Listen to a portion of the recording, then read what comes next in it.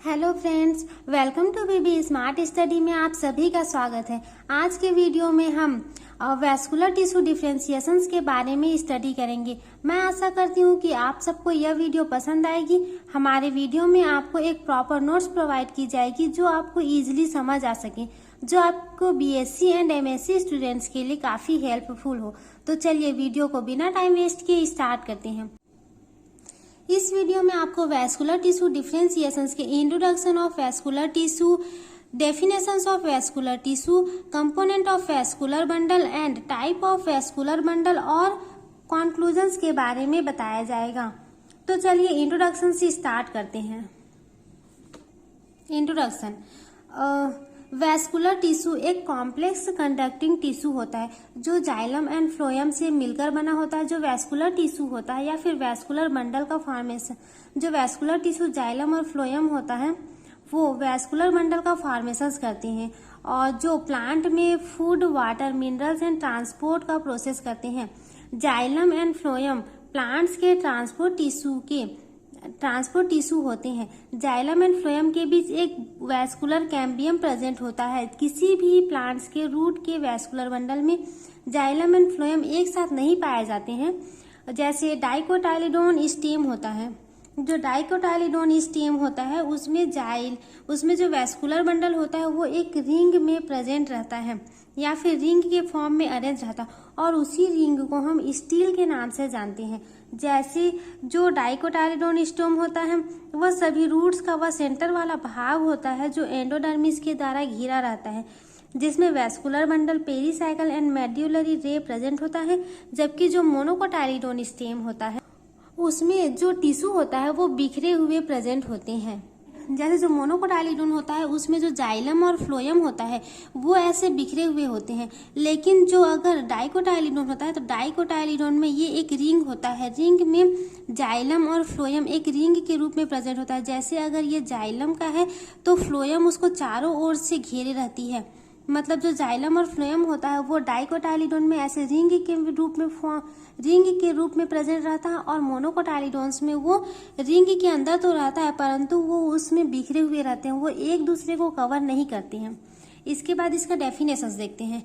Plant tissue में जो tissue water, minerals and food minerals को ट्रांसपोर्ट करता है या फिर उसके ट्रांसपोर्ट में जो टिश्यू भाग लेते हैं उसे ही वैस्कुलर टिश्यू कहा जाता है। जैसे जाइलम एंड फ्लोएम प्लांट्स के ट्रांसपोर्ट टिश्यू, जो जाइलम और फ्लोएम होता है वो प्लांट के ट्रांसपोर्ट टिश्यू है जिसे वैस्कुलर टिश्यू के नाम से भी जाना जाता है। इसके बाद हमारा थर्ड पॉइंट है एलिमेंट्स और कंपोनेंट ऑफ वैस्कुलर बंडल। जो वैस्कुलर बंडल होता है उसमें कितने तत्व पाए जाते हैं ये हम देखते हैं। तो उसमें जाइलम, फ्लोएम और कैम्बियम ये तीनों तत्व पाए जाते हैं वैस्कुलर बंडल के अंदर। इसमें से पहला हम जाइलम देखते हैं। जो जाइलम होती है वो वैस्कुलर बंडल में पाए जाने वाली एक मोटी वॉल होती है जो वाटर एंड मिनरल्स को रूट से प्लांट के अन्य भाग तक पहुंचाने का कार्य करती है, उसे जाइलम कहते हैं। अब जाइलम का जो शेप या फिर साइज होता है उसके आधार पर जाइलम दो प्रकार से होते हैं। पहला है प्रोटोजाइलम और दूसरा है मेटाजाइलम। जो प्रोटोजाइलम होता है वो ल्यूमन की गुहा या फिर जो उसकी जो जाइलम की जो छिद्र होती है इसके आकार पर दिया गया है। तो जो प्रोटोजाइलम के ल्यूमेन का शेप कम और मेटाजाइलम के ल्यूमेन का शेप ज्यादा बड़ा होता है। इन्हें माइक्रोस्कोप से हम इजीली पहचान सकते हैं। जो प्रोटोजाइलम एंड मेटाजाइलम की पोजीशंस के बेसिस पर जो जाइलम होता है वो तीन प्रकार से होता है। तो पहले प्रोटोजाइलम और मेटाजाइलम को देखते हैं। जो प्रोटोजाइलम होता है वो छोटा होता है, इसका जो ल्यूमेन का साइज होता है वो छोटा होता है और मेटाजाइलम का साइज बड़ा होता है। प्रोटोजाइलम को हम इसमें जो प्रो होता है, प्रो मीन्स होता है पहले का, इसका मतलब प्रोटोजाइलम को हम ओल्ड जाइलम के नाम से भी जान सकते हैं और मेटाजाइलम को हम न्यू जाइलम के नाम से या फिर न्यूली बोर्न जाइलम के नाम से भी जान सकते हैं। अब इसको हम मेटाजाइलम क्यों कहते हैं ये देखते हैं। तो जैसे हम किसी भी प्लांट्स में देखते हैं जो सेल्स होता है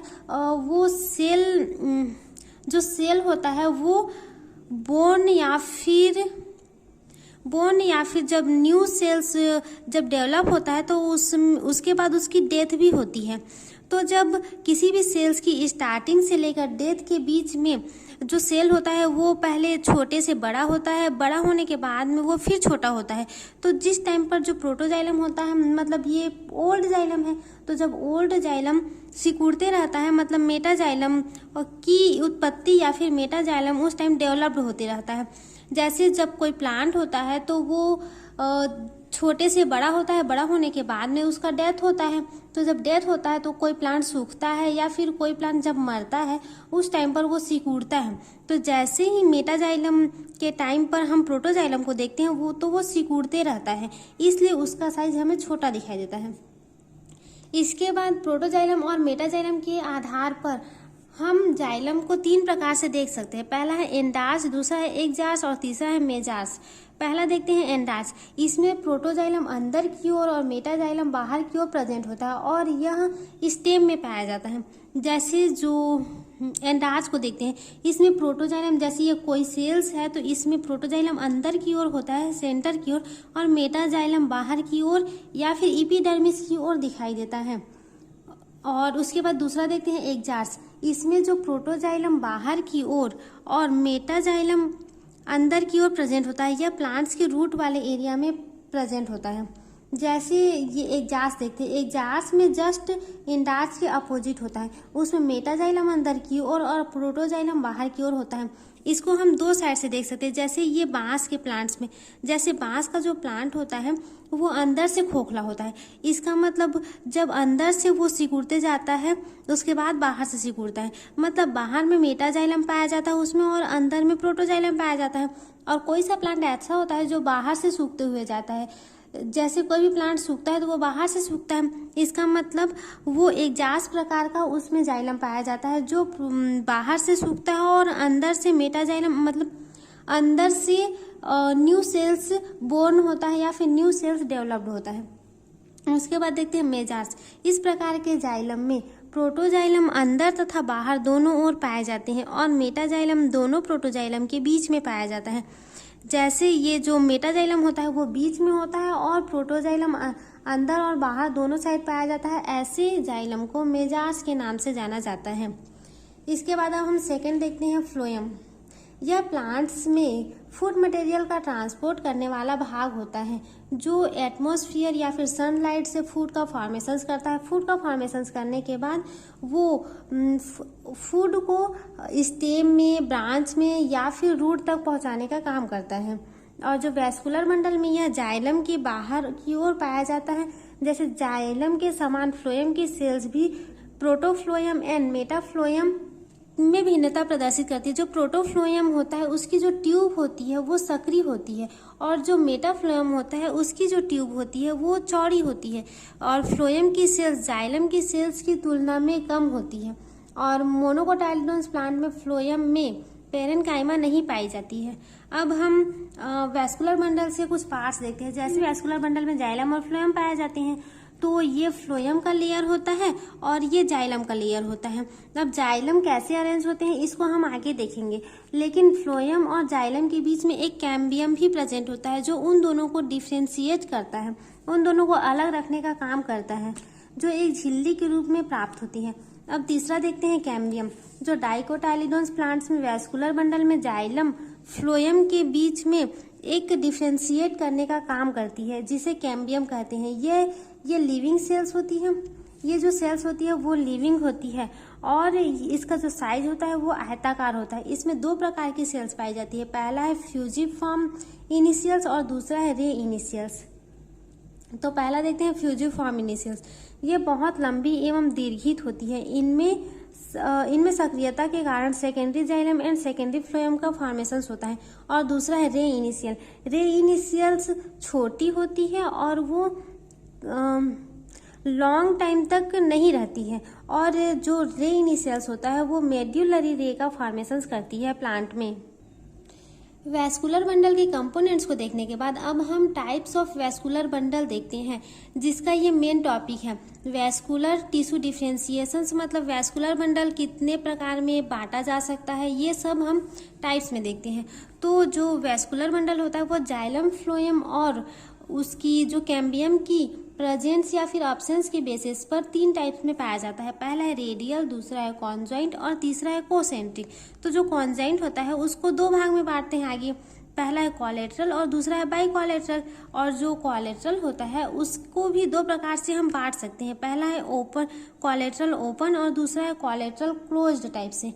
और तीसरा जो कोसेंट्रिक होता है उसके भी 2 भाग होते हैं, पहला एम्फिक्राइबल और दूसरा है एम्फीवेसल्स। इसके तो चलिए हम पहला रेडियल को देखते हैं।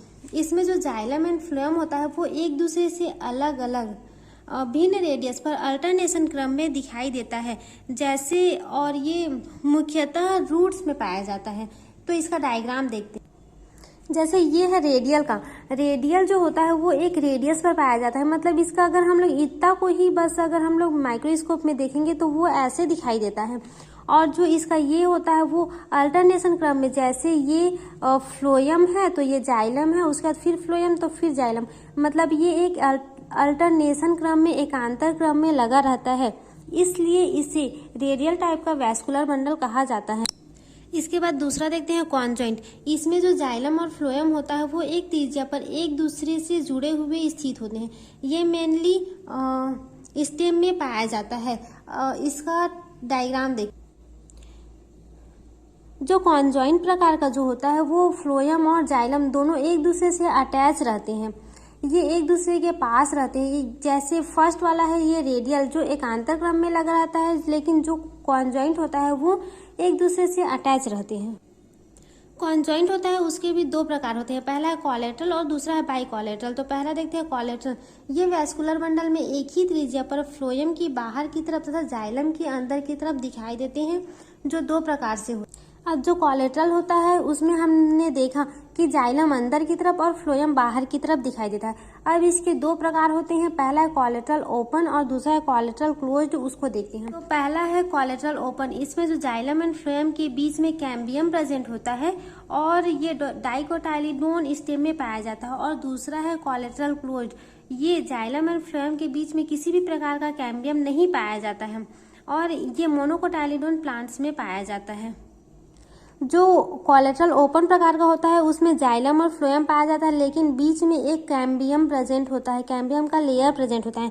और जो क्लोज्ड प्रकार का कोलेटरल होता है उसमें जाइलम और फ्लोएम तो पाया जाता है, लेकिन उसमें कैम्बियम प्रेजेंट नहीं होता है।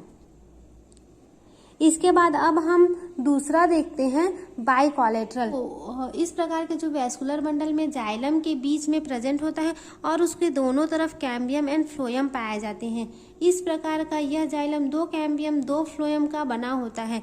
और इसका एग्जाम्पल है जैसे कुकुरबिटेसी, सोलेनेसी, कॉन्वोल्वुलेसी या फिर एपोसाइनेसी फैमिली के प्लांट में इस प्रकार का वैस्कुलर बंडल पाया जाता है। जैसे जो बाई कोलेटरल होता है, बाई मीन्स होता है यहाँ डबल, और कोलेटरल मतलब जिसमें जाइलम और फ्लोएम पाया जाता है। तो इसमें जाइलम तो बीच में रहता है, लेकिन जो फ्लोएम होता है उसका 2 लेयर पाया जाता है। जैसे एक अपर फ्लोएम होता है और एक लोअर फ्लोएम होता है। और जब फ्लोएम तो पाया जाता है मतलब कैम्बियम भी तो प्रेजेंट होगा, तो पहला वाला को ऊपर कैम्बियम कहते हैं और जो नीचे होता है उसे लोअर कैम्बियम के नाम से जाना जाता है। ये इसका डायग्राम है। इसके बाद तीसरा टाइप से हमारा कोसेंट्रिक। कोसेंट्रिक मतलब यहाँ टॉपिक से ही समझ आ रहा है कि इसमें सेंट्रिक है, इसका मतलब वो सेंटर में प्रेजेंट होगा। इस प्रकार के जो vascular bundle xylem and phloem में एक दूसरे से पूरी तरह से घेरे रहते हैं और ये बंडल क्लोज्ड प्रकार का होता है। क्लोज्ड प्रकार का होगा मतलब इसमें कैम्बियम प्रेजेंट नहीं होगा। और ये भी 2 प्रकार से होता है, पहला है एम्फिक्राइबल और दूसरा है एम्फीवेसल्स। तो जो एम्फिक्राइबल होता है उसमें वैस्कुलर बंडल में जो जाइलम होता है वो बीच में पाया जाता है और जो फ्लोएम होता है वो जाइलम को चारों साइड से घेरे रहता है।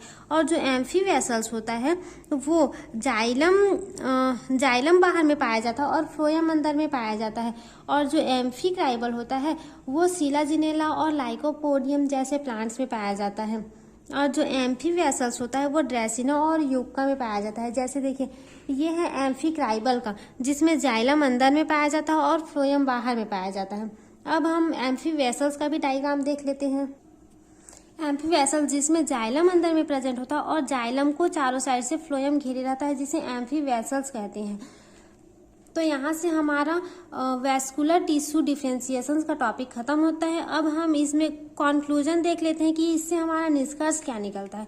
तो जो वैस्कुलर टिश्यू डिफरेंशिएशन में हमने vascular bundle, xylem and phloem के बारे में स्टडी किया, जो हमारे प्लांट्स में वाटर, मिनरल्स एंड फूड का ट्रांसपोर्ट करती है, जिसका अरेंज विभिन्न प्लांट्स में होता है। इससे हमारा कंक्लूजन ये निकलता है कि भले ही प्लांट्स का अरेंजमेंट अलग अलग हो या फिर उसकी स्ट्रक्चर्स अलग अलग हो, परंतु प्लांट्स में जाइलम एंड फ्लोएम का जो वर्क होता है वो सेम होता है। जैसे जाइलम का वर्क होता है प्लांट में वाटर एंड मिनरल्स का ट्रांसपोर्ट करना, और फ्लोएम का वर्क होता है कि वो प्लांट में फूड का ट्रांसपोर्ट करता है।